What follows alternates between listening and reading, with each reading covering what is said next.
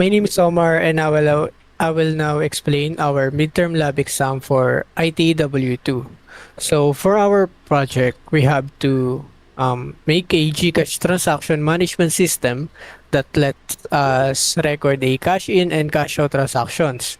It will also dynamically update a table and a summary section as we add or remove um, those said transactions.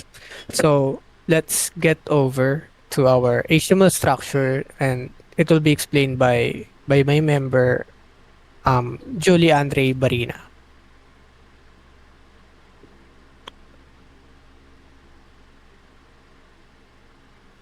Isang record lang ba? All Uy, good na? Nare-record ba, Mark?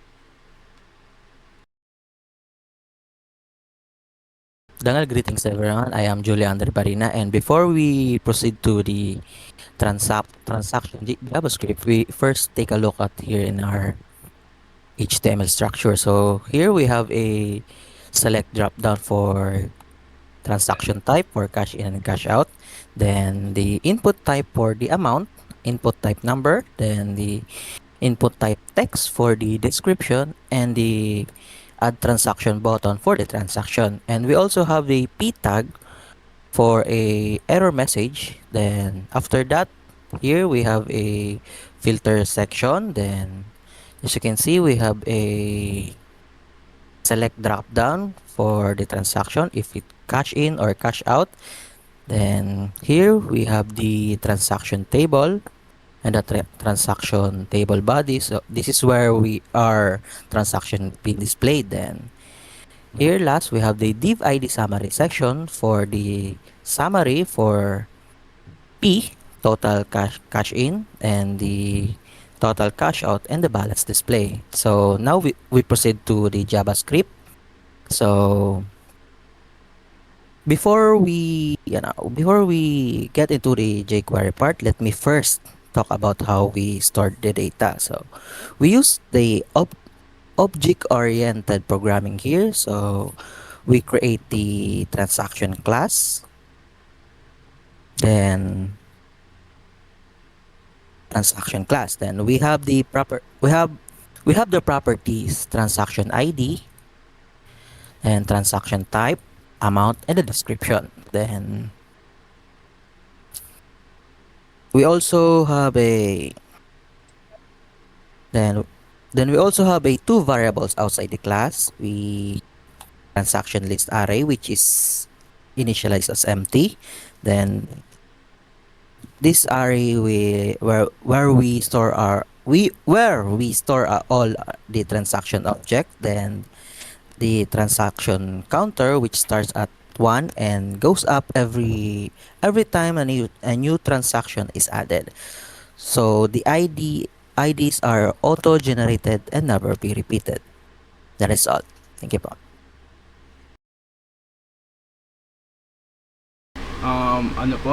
Hello, my name is Mark Christian S. Amador, and I'm about to explain the form and then the validations. First po, when the user clicks the add transaction, of course yung process po nag-start. Then first, we get the values from the form using jQuery selectors po. Then we use the element IDs to get the selected types, and then pagkatapos po nun, i-entered amount and the description. Then we also trim the description to remove extra spaces, as you can see here. Next, we clear any previous error message, so the user can only see the current results. And then after, we have a validation. We have the input validation, and we check the three conditions. First, the if no transaction type na selected, and then if the amount is not a number or less than or equal to 0.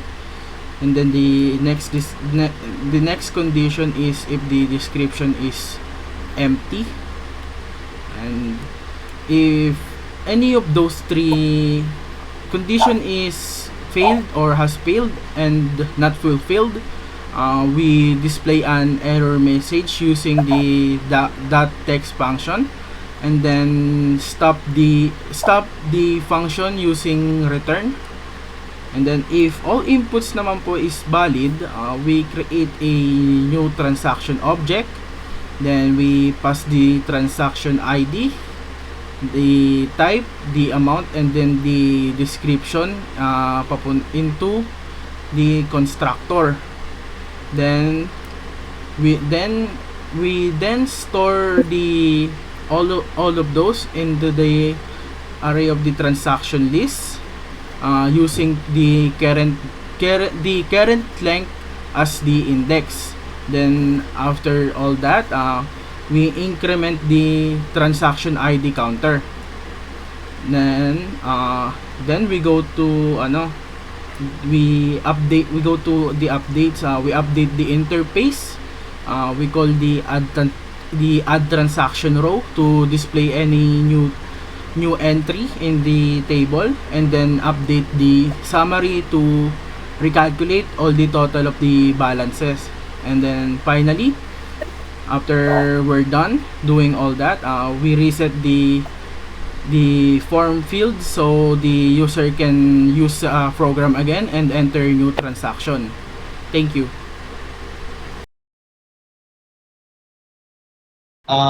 Good morning, sir. I'm Jomar A. Aquino, and today I'm going to explain a JavaScript function and called add transaction row. And this function is used to add a new transaction into a table on a web page. And so basically, we have if we have something like expense tracker or budgeting app, this function helps display each transaction in a clean and organized way. And it also allows users to remove a transaction and filter what they see. And now let's talk about the uh, how the code works overall. In general, this function creates a new row in a table and fills it with a transaction data like ID, type, amount, and description.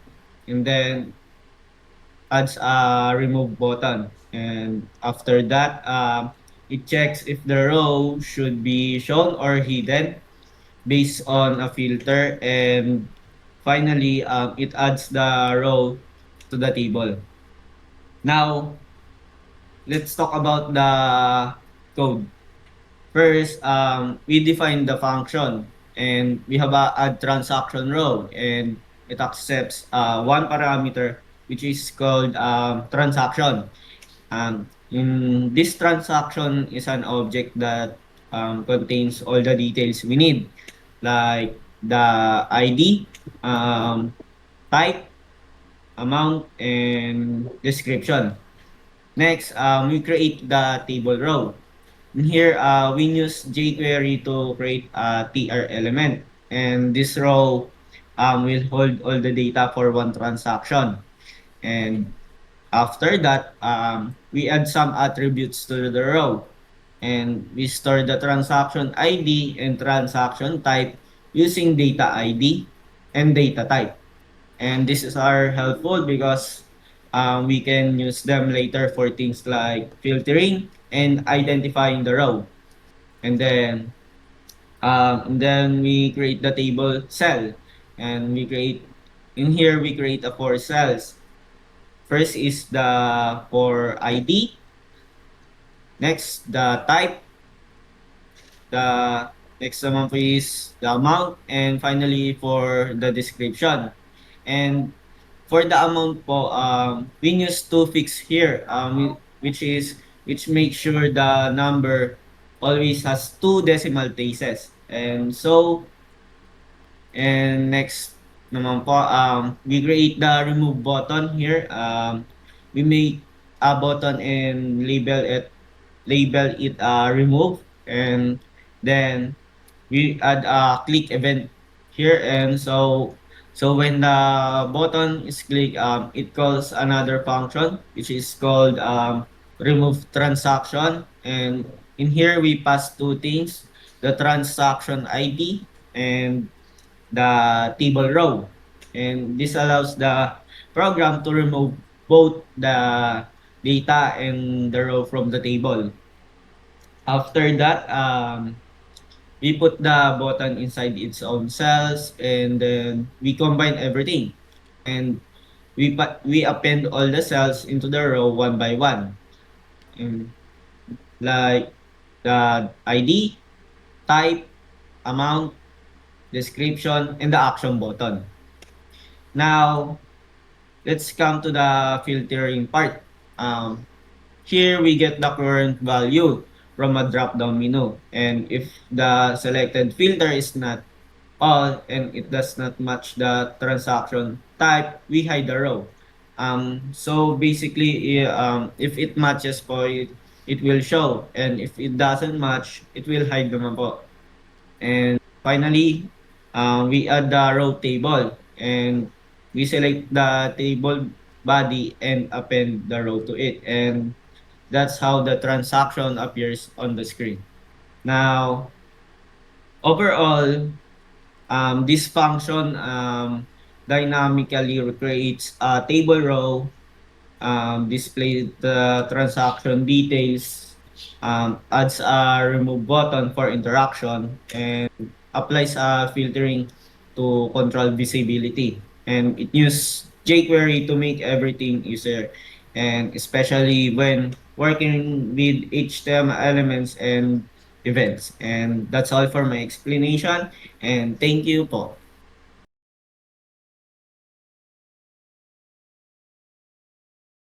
Hi.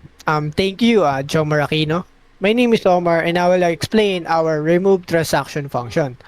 So, as Jomar stated earlier, our remove transaction accepts two parameters. So we have the transaction ID and the table row.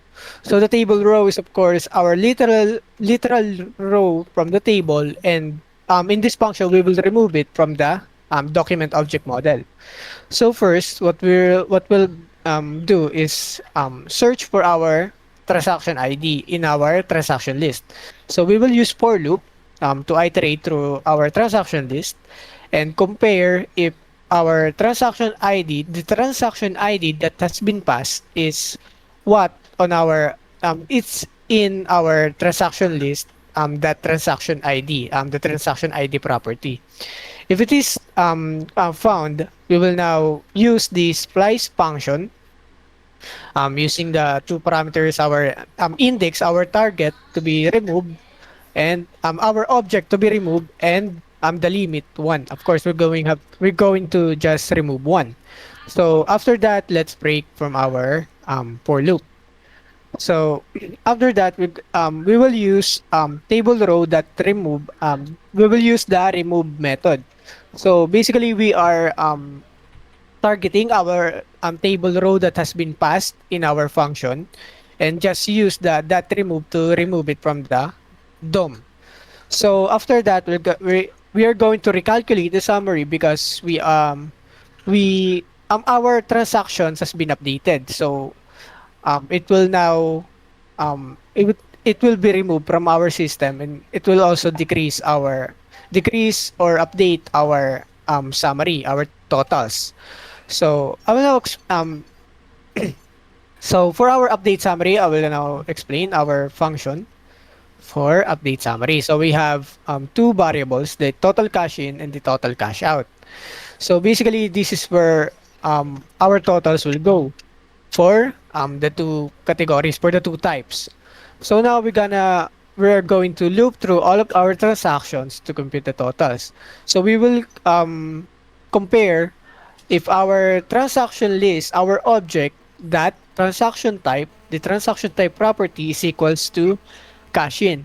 If it is so, then that object belongs to cash in, and its amount belong also to the total cash in. So now we're gonna just total cash in plus equals to the object and its property, the amount. Else, if it is cash out, um, same thing, but we will use now our total cash out variable. So we will just update the amount, iterating every transaction and getting its totals based on the type. So now let's move on to our balance. So based on our project requirement, the balance is tot um total cash in minus the total cash out. So let's get our current filter. So basically in this function we are also updating um based on our filter, based on our current filter. So now first before that we're gonna just clear our summary before rebuilding it. So because we may have some former values on our summary, so we will just first clear it before showing the the total to show. So based on our current filter, if it is cash in, if the current filter is cash in, we will just show our text that displays our total cash in value. The total cash in, the label, and its value. Total cash in, that to fixed again, we use that to fix to make our data cleaner, output cleaner, to two decimal places. So else, if it is cash out, of course, we'll just show the cash out. And else, we will show both the cash in and the cash out. So what this does is that we are not messing up our filter logic. So basically, when the user chose, for example, cash in, and then we added a transaction, for example, we added a cash in transaction, it will just show still our cash in on our output, on our summary output. It will not show both. It will not reset our filtering. So next, for our balance display. So we got our the balance p tag. So we will now show the output using balance, tapos yung then our balance that we calculated earlier. So now we're gonna remove the class, the former class. Basically, if our balance is red, we will put a negative balance class, which transforms it with which it concerns our CSS that has a color and the bold tag, and the bold display on it. So basically, positive balance, it has a CSS property of color green, and negative balance has a property of red color. So now, if our balance, it states in our project that the balance is greater than or equal to 0, it is a positive balance, so it will be green.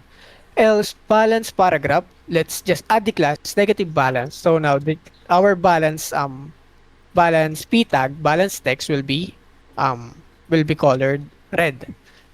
So that is all for our update summary. So moving on to our filter dropdown.